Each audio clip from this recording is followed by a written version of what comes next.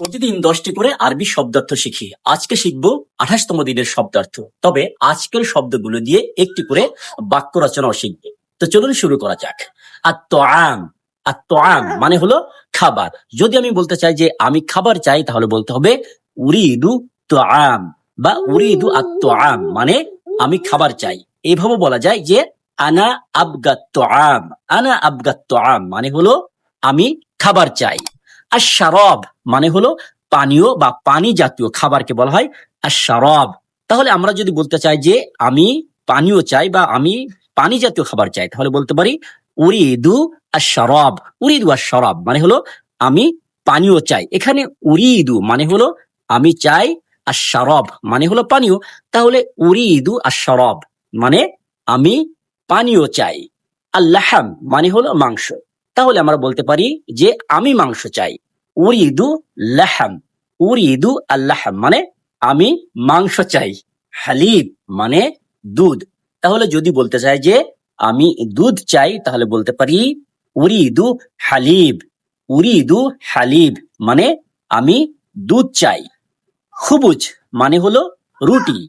তাহলে আমি যদি বলতে চাই যে আমি রুটি চাই, তাহলে বলবো উরিদু খুবুজ বা আনা আবগা খুবুজ মানে আমি রুটি চাই। আরুজ মানে হলো ভাত, আরুজ মানে ভাত।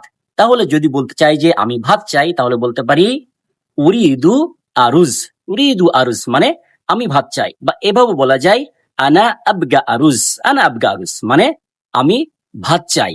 আসামাক মানে হলো মাছ, আসামাক মানে মাছ। তাহলে যদি বলতে চাই যে আমি মাছ চাই, তাহলে বলতে পারি উরিদু সামাক, উরিদু আসামাক মানে আমি মাছ চাই।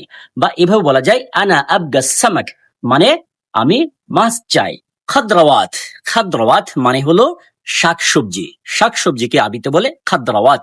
তাহলে যদি বলতে চাই যে আমি শাকসবজি চাই, তাহলে বলতে পারি উরিদু খাদ্রাওয়াত, উরিদু খাদ্রাওয়াত মানে আমি শাকসবজি চাই। বা এভাবে বলা যায় যে আনা আবগা খাদ্রাওয়াত, আনা আবগা খাদ্রাওয়াত মানে আমি শাকসবজি চাই। ফাওয়াকিহা, ফাওয়াকিহা মানে হলো ফলমূল বা ফ্রুটস। যদি বলতে চাই যে আমি ফলমূল চাই বা আমি ফ্রুটস চাই, তাহলে বলতে পারি উরিদু ফাওয়াকিহা, উরিদু ফাওয়াকিহ মানে আমি ফলমূল চাই বা আমি ফ্রুটস চাই।